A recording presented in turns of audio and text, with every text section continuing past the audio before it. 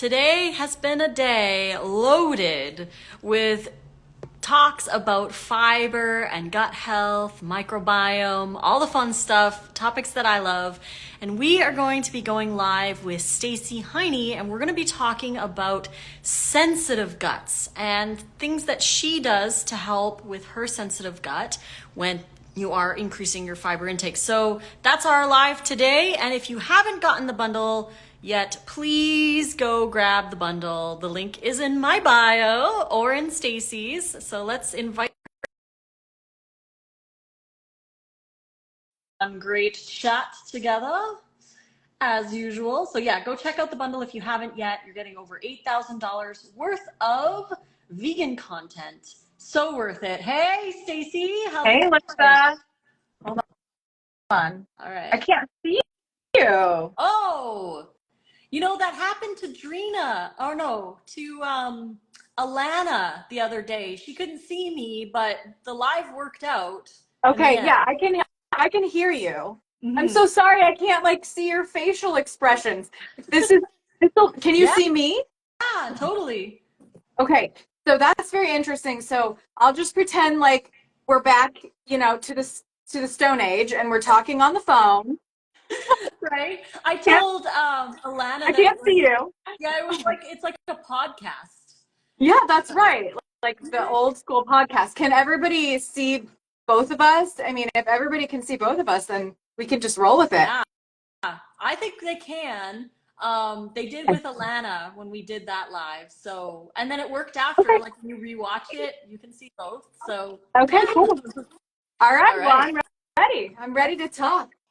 You're ready to talk. All right. So, Yay, sensitive gut. good. Vanessa, she can see us both. Oh, Okay, perfect. cool. Yes, yes. Beachy girl can see us both too. So perfect. So I want to talk about sensitive guts because that's a topic that comes up really often when we're talking about adding more fiber-rich foods into our diets. And a lot of people are coming from restrictive diets or very Yeah. low fiber diets. As we know, the average person is eating 5 to 15 grams of fiber a day, which is not enough. So when they start to include more fiber rich options, they can get a little gut action going on and it can be uncomfortable. And some people, even though they eat a lot of fiber, can Yep. still experience these issues while they are working on building their gut microbiome and figuring out what how their microbiome reacts to food. So what would you say are some of the top three, let's say top three things people can do when they have a sensitive gut, when they're increasing their fiber intake or moving over to a plant-based diet? And because it's plants, so there's lots of fiber. So what can they do to help if they have a sensitive gut? Yeah, I'm going to answer those in a minute. And I was thinking today, I was like, should I have a list of 3 to 5? I mean, I guess we could kind of just talk about lots of tips, right? Right, And yeah. Yeah. but I want to share a personal experience because I personally have struggled with a sensitive gut actually all of my life. Now that I'm almost 40, I'm looking back and I'm like, I really have been one of those people that I seek to help now because through some of our most biggest pains in our life, we actually have the most ability to help others.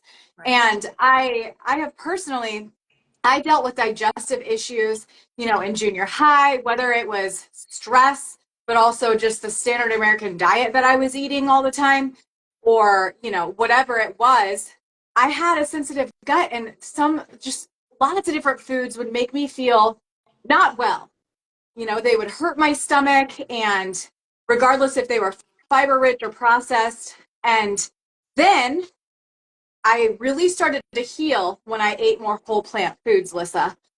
So about 15 years ago, when I, I, I leaned into the diet, the Kind diet called by Alicia Silverstone, and it was largely a macrobiotic book. It wasn't raw. It was vegan though, but it was largely unprocessed. And at that point, Lissa, I started having regular bowel movements for the first time.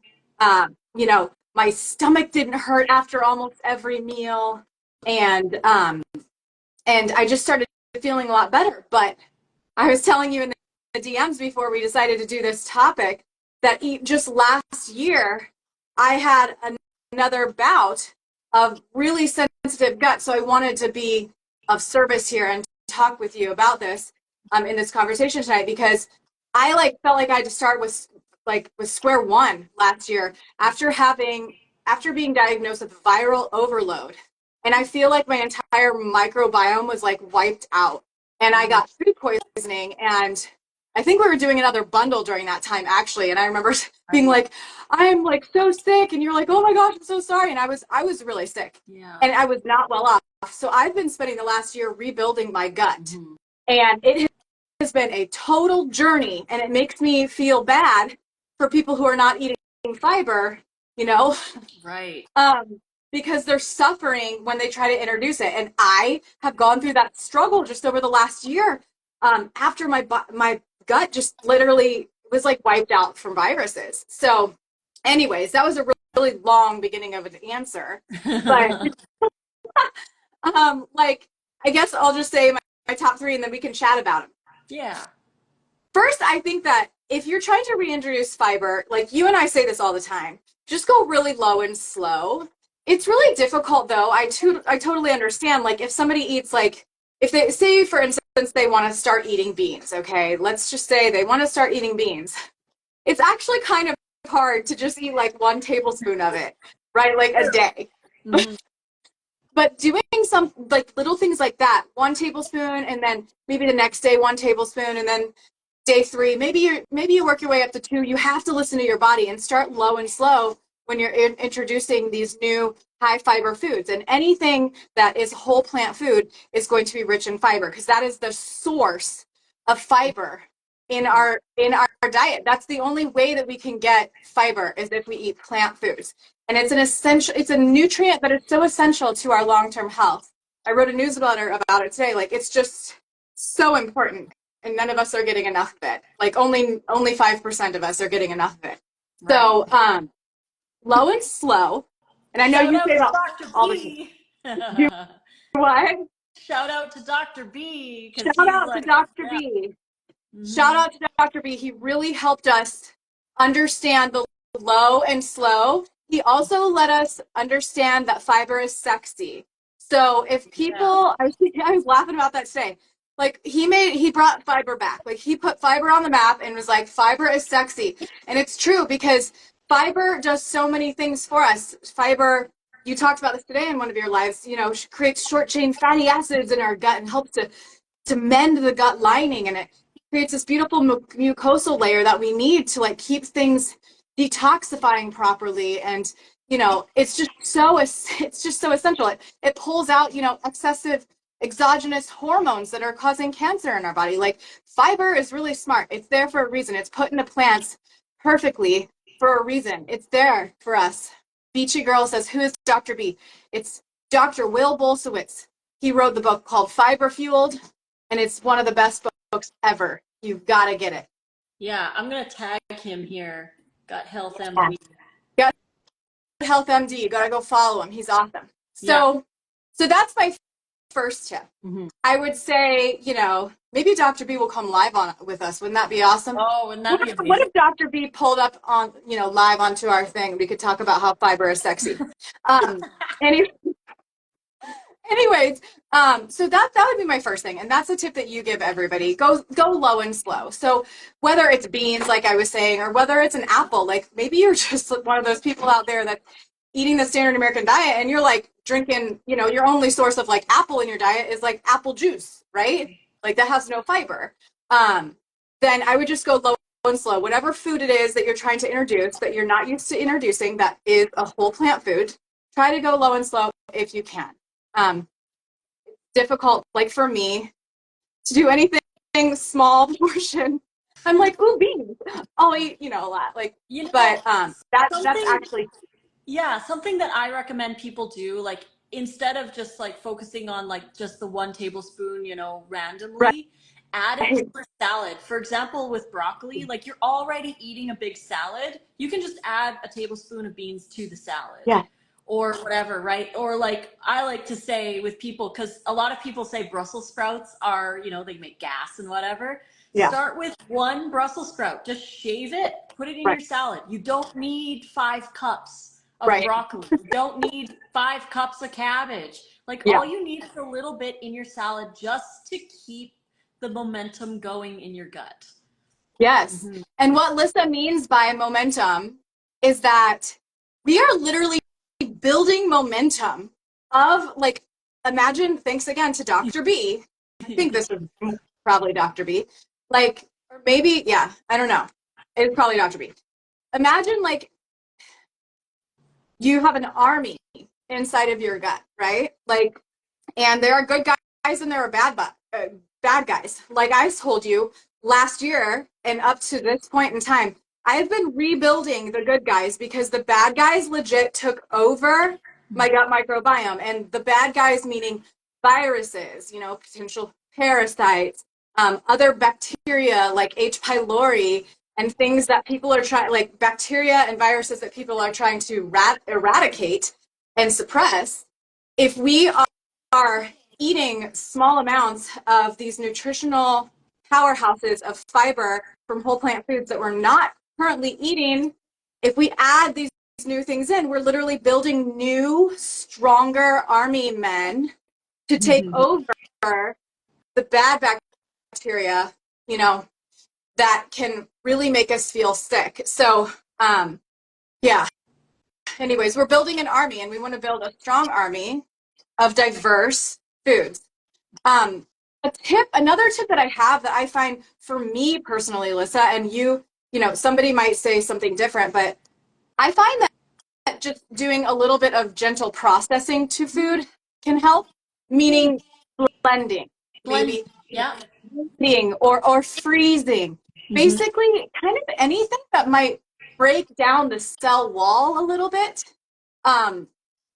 is for me, for a sensitive gut person, can be easier for me to digest. Like even something as simple as like a banana versus nice cream, in terms of like gas production or, any, even with histamine, it's very interesting. Like if I gently process a food, it actually might not trigger me as much. Interesting. What do you think about that? Yeah, I would agree because, and as I've learned from John Kohler as well, certain styles of fiber, even though it's the same fiber, like raw broccoli fiber is different than frozen and thawed broccoli fiber is different than cooked Sure. broccoli fiber. So it's different than blended broccoli fiber. So all of those fibers are a little different and they can feed different bacteria. But another thing that I'll add on to that as well is chewing thoroughly is such a big thing for digestion because a lot of people are not chewing thoroughly. They're chewing like 5 to 7 times and then they swallow and they're on to the next bite. I'm Whereas, in that camp.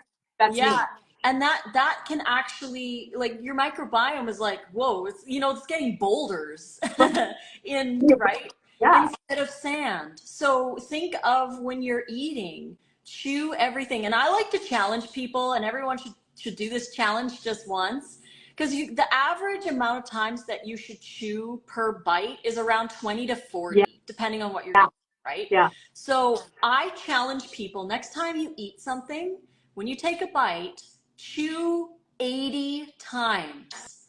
Like, force yourself to chew 80 times so that you can really see how much you need to chew. Yeah.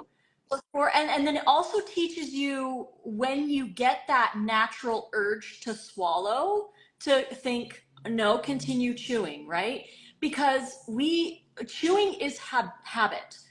We chew less because we habitually chew less. When we start to chew more, it teaches us when we get that swallow signal, right? Because now if we chew and we usually eat really fast, we get that swallow signal around 5 to 12 bites.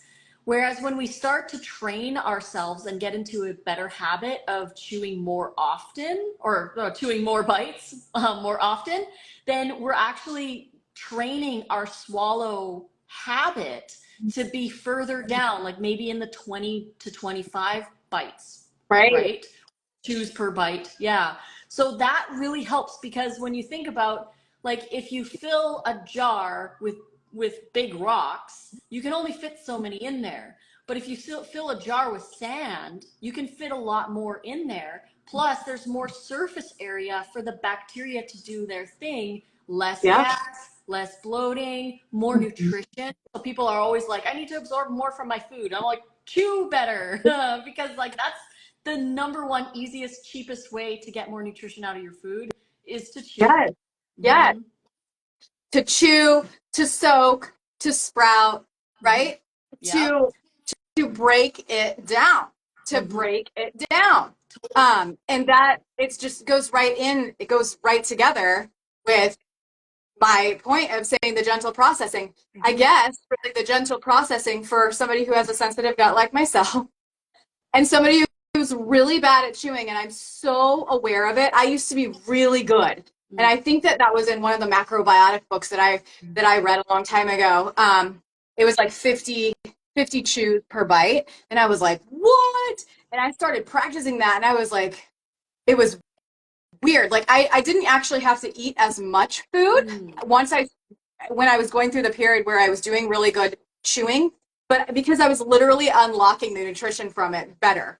Lissa, isn't that? I mean, that it just makes sense, right? Like I didn't have to eat as much food. I got more full, more satiated because I was chewing it to an applesauce like consistency or like a paste. Like your food should be that texture. And I am 100% one of the worst. Like I have totally fallen out of that habit of chewing my food well. And you would think, as somebody who struggles with a sensitive gut at this moment, that I would stop doing that. But that is probably why that shortcut of me processing the food, like blending it, it feels better, right? So all of the above we should be practicing. Somebody said, chew every mouthful to a puree. Yeah, no need to count. Yeah, I mean, however you get there, just challenge yourself to get to that point where it is chewed thoroughly. But the more we do chew, Yeah. the more salivary amylase can start to do its work there, which is where digestion starts. It starts in the mouth, and then it goes down the whole long journey. So yeah, we've talked about a few things to help Yeah, sensitive there's gut. somebody in the chat who was asking what to do for irritable bowel syndrome, like diarrhea, and not able to control your gut. Ooh. Okay, so I mean, personally, I would say there's a few things that you can do. There's lots of things that you can do. First off, one of the first things that I would suggest for people that are struggling with that, because I too actually was finally diagnosed with SIBO and IBS like last year after I went through that, viral spike, and I just couldn't figure out what was going on with my gut. Finally got tested. I guarantee I've had it since junior high. I know I've had IBS since junior high. But yeah, now I know really what to do. First thing first would be to reduce your stress. I know that is like so difficult, but your entire nervous system has so much to do with your gut health. Just me reducing my stress helps my gut so much. That's why if you follow me, you will see me.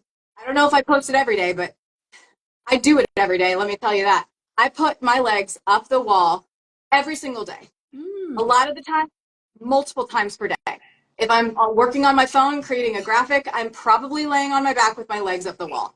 I'm not usually or I'm not usually working and walking. The only time I like to walk on my treadmill is when I'm talking to other people. I'm like, might as well use this thing for, something. Yeah. But a lot of the times I'm just focusing so hard.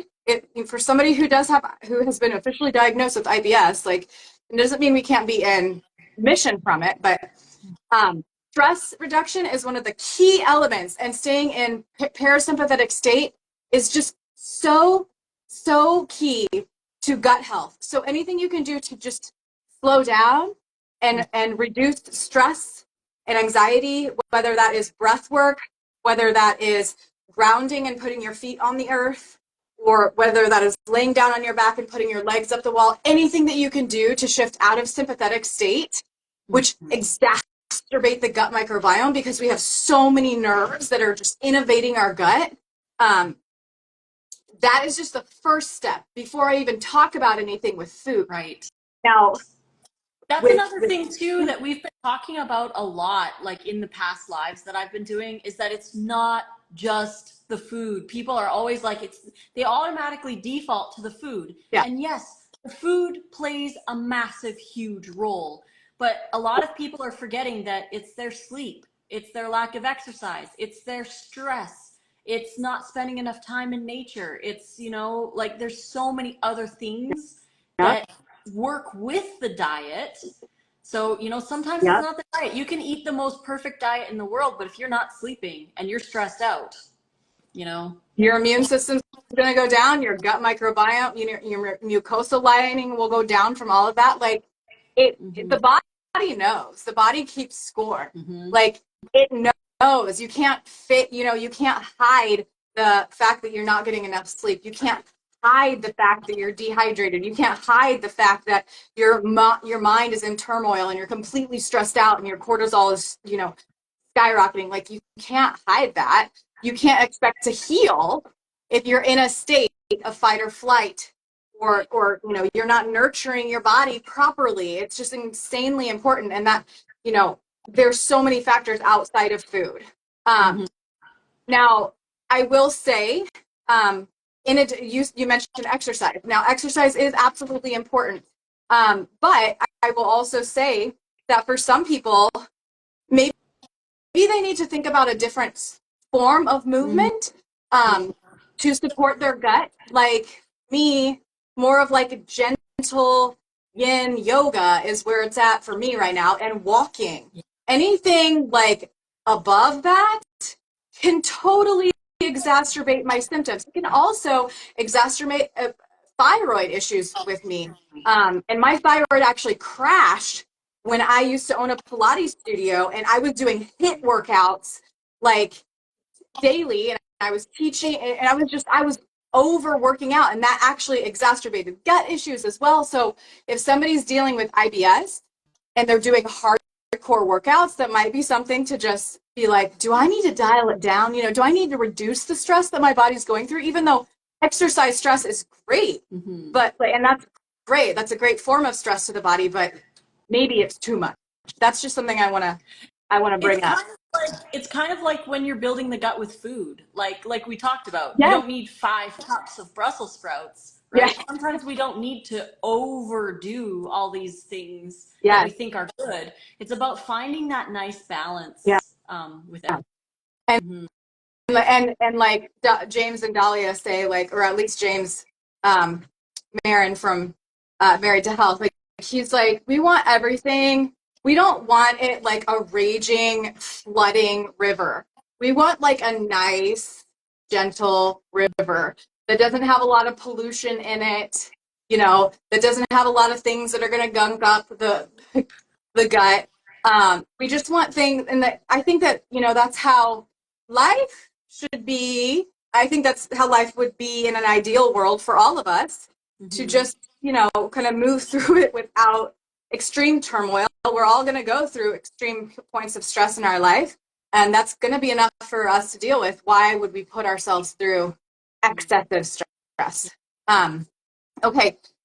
So, but with diarrhea, sorry, that was to answer that question, I would personally, you've got to check with your health practitioner.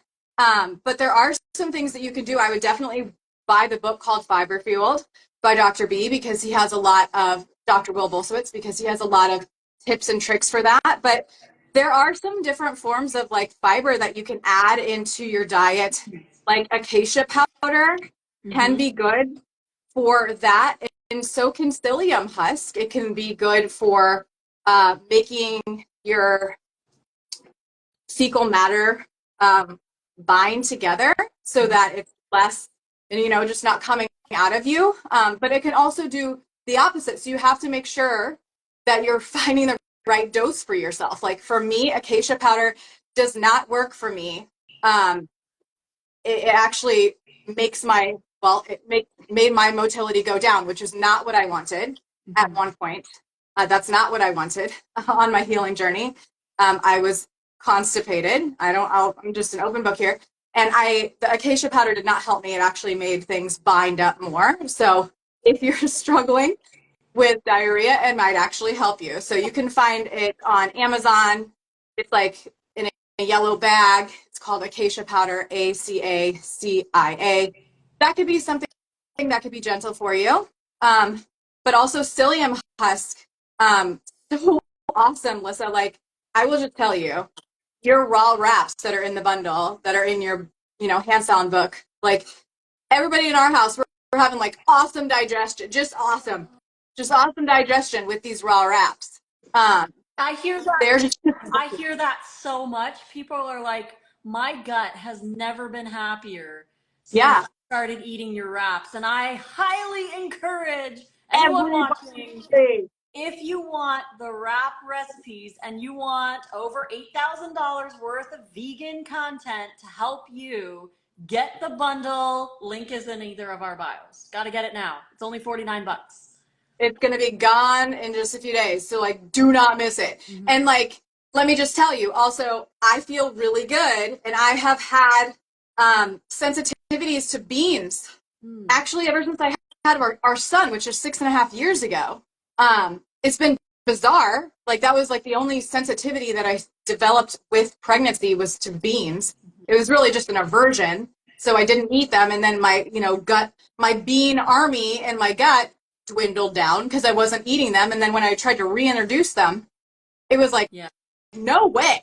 But today your girl ate raw sprouted chickpea burgers from the bundle, and they were bomb. And I'm so glad to hear that. You know what yeah, I did? And I never thought of doing this before, ever. And I'm like, why have I I not have been doing chickpeas in the freezer if you're about to Yeah, talk yeah, about that. yeah, I that's it, that's have it. them in the freezer right now. I'm trying them tomorrow. Heck yeah, yeah. So the reason I did that was because I made Broccoli Mom's Chana Chat salad, which was like one of the only raw ones I could find in her book. And I was really excited to try her dressing because it was like accidentally raw. But Yeah. she had roasted chickpeas in the salad. And I was like, well, I'm just going to make sprouted ones, right? But Right. when I sprouted them, like they're so starchy. And like there's some people who like sprouted chickpeas just the Yeah. way they are. But They're very starchy. Yeah. but I've been having a lot of fun with freezing vegetables, so to get that soft texture. So I'm like, I'm gonna try freezing the chickpeas, and I Yes. froze the chickpeas and I thawed them, and they were so good. I I am was so excited. Like I took 2 whole bags because, we don't live raw, but actually I've been raw since I went to Woodstock Fruit Festival because it's always, it's always a hard yeah, reset for those people that don't live raw.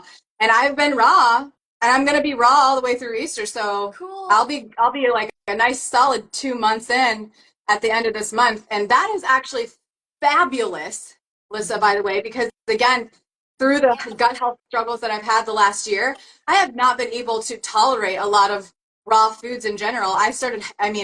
The viral overload literally gave me histamine issues for the first time in my life. I had never ever experienced that in my life. Like even bananas, like a staple food, were like making me itch like crazy. It was nuts. There was one point where there was like days that I was just living on white rice. Like that's what I was eating. Yeah. Because that's what wasn't triggering me. And it sucked so bad.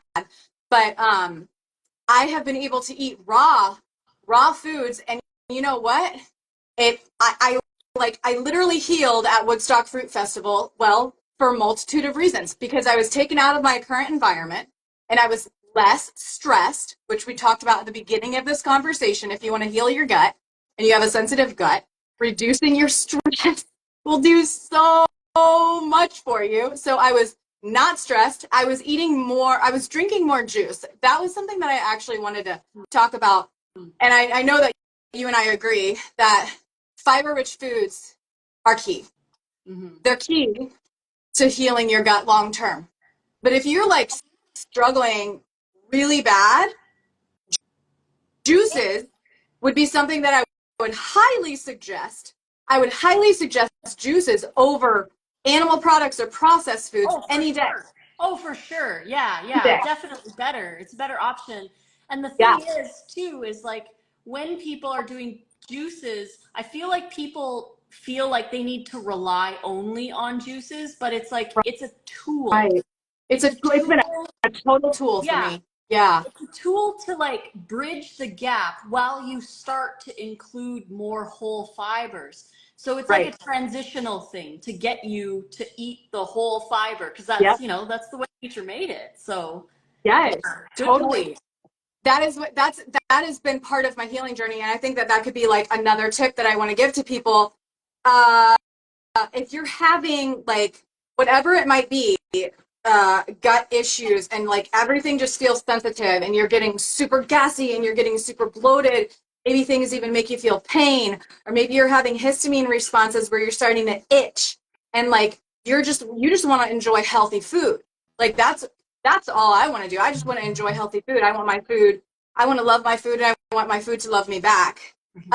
But sometimes, you might need to go into a little bit of an elimination phase.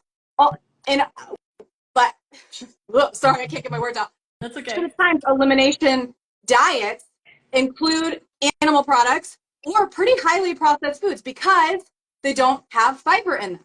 But Mm-hmm. I say instead of doing that and killing off all of the phytonutrient rich bugs that eat phytonutrients that come from plants, like instead of letting them all die and by eating the animal products and processed foods, keep them alive by feeding them the same phytonutrients from the fruits and vegetables that you love, but just remove the fiber momentarily or make it like 50-50, like Lissa was saying. Like that is exactly what I'm doing right now at this moment, and what I've been doing since Woodstock for almost 2 months now. I'm basically doing half juices. My diet is half juices and then half whole foods. And like I said, I was able to totally tolerate raw chickpea burgers today. And I'm absolutely obsessed with the hand salads. Like I have been obsessed with your hand salads ever since you created that book. I mean, they're so epic. And I mean, my gut is totally handling that, but it's because I've kind of just dialed it back with the juices. So I'm at least able to get nutrients without having to deal with the fiber, and I'm just working my way up, Exactly. Somebody asked about the chickpea situation. Um, like, oh, they said, I never tried sprouted chickpeas. My favorites are sprouted lentils. Yeah. And somebody And mentioned that's another earlier, tip. yeah, someone mentioned earlier about how to do it. So basically, what I do personally, I soak them for 24 hours. Yep. Usually they say to soak overnight, but I find chickpeas need a little extra time. Totally. So I'll soak it for like, yeah, 24, sometimes 48 hours. Like I'm actually letting the ones that I Oh, yeah. have for 2 days soaked, Yep. fully submerged in water. And I'll Totally. change out the water like 2 or 3 times in that process so Yep. they don't get slimy. And then after those 1 or 2 days soaking, then I rinse and drain for 1 or 2 days until they get Yep. the smallest little tiny itty bitty tail. Then they go in the freezer, Yep. drain the water and put them in the freezer. And then when you're ready, you just take, half cup, thaw them in Yep. some more water, add them to your salad. Yeah.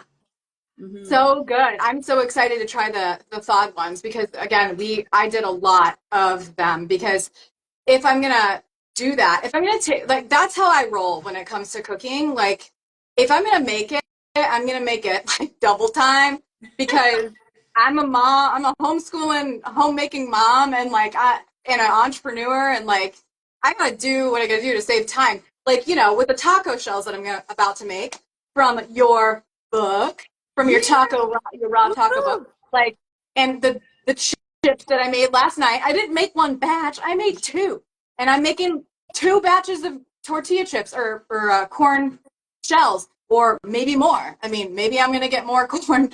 You never know. I'm not gonna mess around, and I do the same thing with like beans and stuff like that. And even if we're eating cooked beans, I will just batch cook them the way that I want them to be cooked, like in the Instant Pot with seaweed and stuff like that. and then I will freeze them. And I did the same thing with the raw chickpeas because I know I want to make other things like falafels and just put them on salads and do all the things with them. And I will just also say, when it comes to sprouting big beans like that, like we sell microgreens at the farmer's market. And the way that you're doing it, Lissa, is like the way that I do it with chickpeas as well. I don't, they will actually sprout even if you keep them in the water. Yeah. Like, so you don't have to, you don't have to necessarily rinse and drain and rinse and drain. That's how we sprout our big, like for sugar snap microgreens and stuff like that. We just keep them soaked. We keep the beans submerged in water until they start to sprout. Yeah, because the big beans are a lot different than like broccoli microgreens. Oh, totally, yeah. Or even lentils. Like lentils would just kind of disintegrate probably if you didn't drain them. But like the big beans that have the hard shell coverings, they need a lot of water to. I know. And it's interesting, even after one day, like they grow. But even if you let them soak an extra day, they grow even more. And you're like, wow. Yeah. So I like to just leave them. And then, I rinse and drain once or twice or whatever for a day. And then I put them in the freezer. So the soaking part is the most important part when it comes to chickpeas. Yeah. So another tip that I have, and no, you guys don't have to go and buy this, but I think it's fun. So if you like to buy things, you should do that. You should do this. You should go too. You need to buy a bundle. Totally have to buy the bundle. But then to go with all of the salad recipes that are in the bundle, go to hollandmillbowl.com and get yourself a fancy bowl with a mezzaluna knife to make epic chopped salads. Salads that are so finely chopped that for a sensitive gut, you can just have a partay in your mouth, and it doesn't have to be too much chewing or too much labor for you to get the awesome flavors into your mouth and into your gut microbiome. And I'm going to tell you a really fast way to do it and a really cheap way to do it outside of getting yourself a really cool Holland bowl, because these things are so cool. I have this it's like a huge, I know you probably heard about them from Chef AJ. That's where I heard about them. They're beautiful. One, like a solid piece of wood that's carved out into a huge bowl that you can make really big salads in. I mean, I got the biggest one. It comes with a mezzaluna knife, meaning like you just rock it back and forth, and you can really get all those ingredients chopped up super fine, which makes it easier to digest on the gut. Just like you said, Lissa, less chunks. Yes, especially for the people that are not the best at chewing. But I will say, here's another thing that I do if I want to eat salad, which I do love salad. And when I eat salad, I eat a lot of salad. Like it's not, we know it's not a skimpy tiny salad. Nobody's going to be able to live on skimpy tiny salads. Like that's not going to work. So large salads, big ASS salads. You can take the contents if you really want to make. If you want to make a chopped salad real fast, just put the contents into a food processor and blitz it just real quick. Pulse it a few times, and you've got yourself a chopped salad. That's my quick way to do it. Somebody said, "What's the website?" Put the link in the chat. Yeah, I'll put it in. Cool when you said mezzaluna knife. In Italian, mezzaluna means half moon. Yes, it is a half moon knife. It's so cool. I love that name. Such a great name. Yeah, I love them. I love that name, and I just love everything about this brand. It's hollandmillbowl.com. I'm pretty darn sure. But yeah, I got the largest, and I was telling Matt from Raw Intuition, we were chatting. We did a great live on how to make 5-star salads, which is another thing that's in the bundle, the 5-Star Salad Revolution ebook. He and I were chatting, and he was laughing at how large our bowl was. But I was like, look, this was an investment. And I was like, I'm going to buy a lot of bowls over my time from Holland Mill because they're such good quality. There's no glues holding the bowls together. Yeah, it's not www. My bad. I don't know if I put www. It's just Holland. Oh, I put the wrong thing, guys. It's Holland Bowl Mill. I'm so sorry. Oh, Holland Holland Bowl Mill. I know, I'm typing it into my computer right now. I'm like, Holland no. HollandBowlMill.com. HollandBowlMill.com. There we go. Yeah. Yes. And yeah, I did not get the walnut one because the walnut was epically expensive.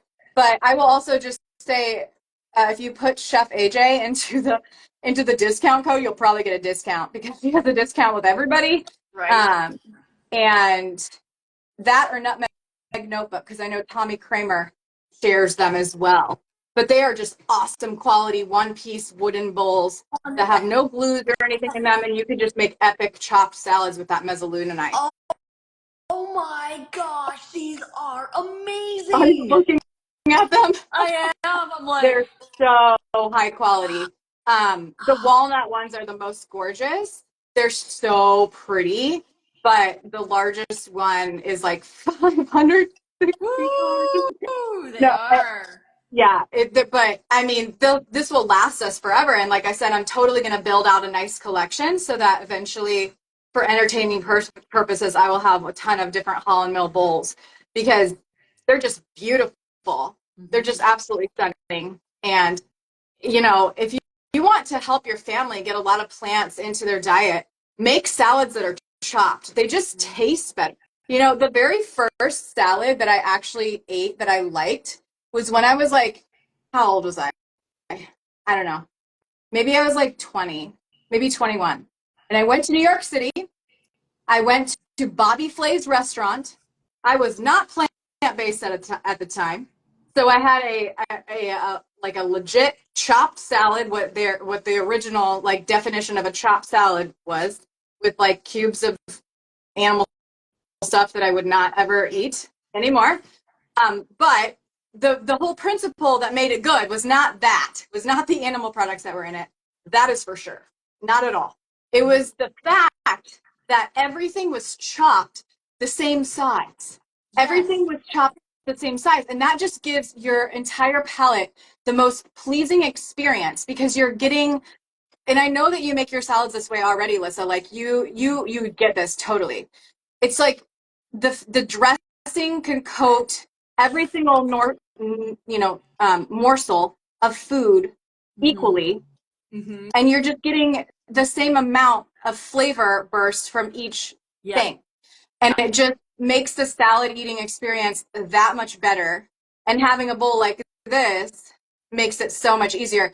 And there's so many salad recipes in the bundle. It's like I'm so stoked to get reignited with all these different ideas of what to add to salads. It's not like you could ever run out of options because there's so many fruits and vegetables out there that we can put on salads.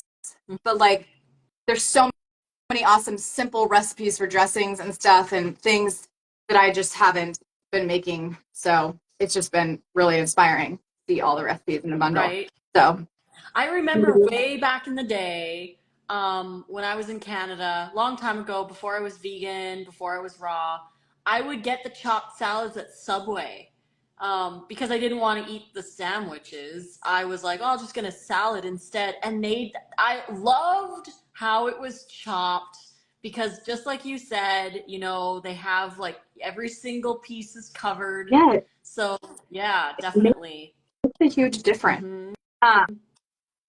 Gosh, I mean, does anybody have any questions about sensitive gut? I mean, I hope that we help. Another thing I will share that really helped to knock down, and I think that this was part of the puzzle when I went to Woodstock. Like, again, I was grounding more. I was grounding. I was like in the lagoon, so I was literally like grounded and to the earth in a running body of water, or like in a body of water that was connected to the earth. Like I had my feet on the bare grass, more than here in Indiana. This whole winter I haven't been able to ground a lot, even though I do ground. You will find me doing videos grounding in the snow. I will do what I need to do. Yeah. But I was grounded. I I was in nature. I had my stress down. I was doing the half juice and half, you know, whole foods. That was helping my gut. But in addition to that, I started taking ginger juice. Now, something that the integrative gut health dietitian, Dahlia Marin, who helped me on my journey from last year, from my viral overload, she was actually the one that was like, helped me discover this after tons of tests. I had so many markers of viruses in my body. It was like, of course, I'm not going to feel good. We figured it out, but like she had me on high doses of ginger, of a supplement called Motil Pro from Pure Encapsulations. Mm-hmm. And she actually came out with a product last year. Her and her husband, James Marin, they came out with a product called Gut Nurture. And through those two supplements, I learned, and from her, that ginger, well, I mean, we all know ginger is highly anti-inflammatory. It has so many benefits to the body.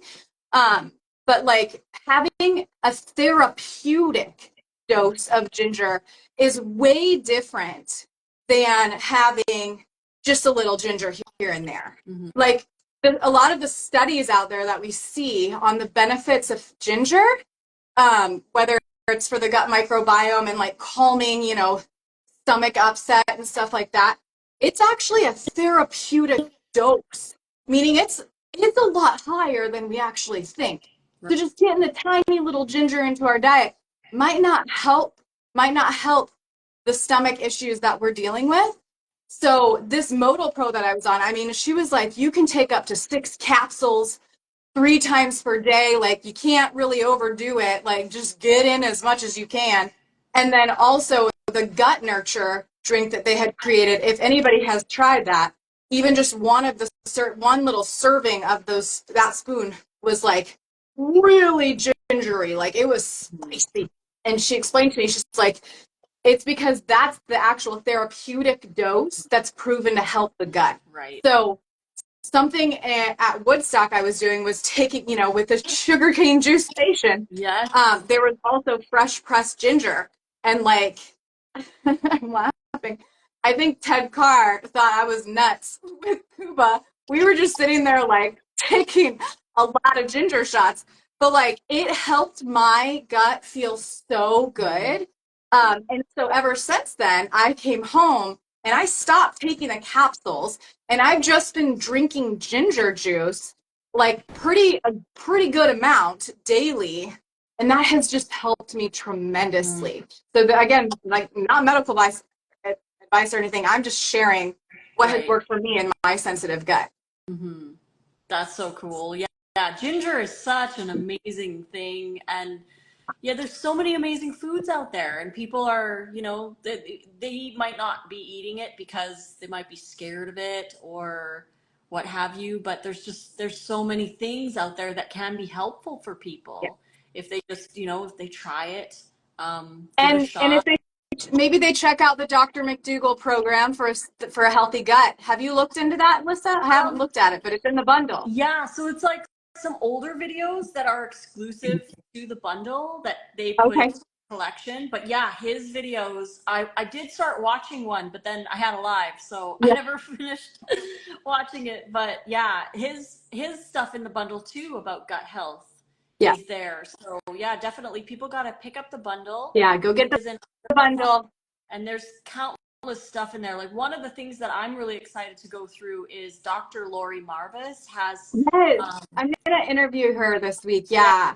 About blood work, right? Like when you get your blood work done, what to look for, what you need to, to think about as a plant-based eater when you get your blood work. I thought that was such a cool contribution because it's something that people don't really know much about.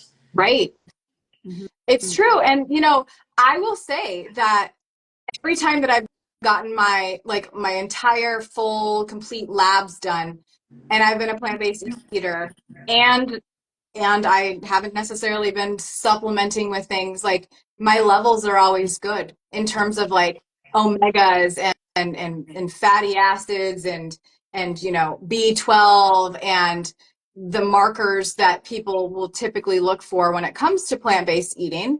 All of my nutrient levels have always been awesome. And I really will just say it's because I've learned over the years, like the importance of getting a nice, diverse amount of different plants, right? And like, I have definitely heard people say like, well, I went plant-based and it just, I ended up getting, you know, I didn't feel well and stuff like that. And it's like, and most of the time they say, well, it was probably because I was doing it wrong. And like, yeah, because there's so much vegan junk food and stuff out there that people are just, they're not they're not getting the right nutrients. They're getting lots of calories, lots of vegan calories, but they're not getting nutrients, right? Yeah. Like that we need. So Yeah. that contribution is going to be so awesome. And Dr. Steph Peacock and I put together a contribution for, we called it Mystery Illnesses, but really all it is a mini course about liver health.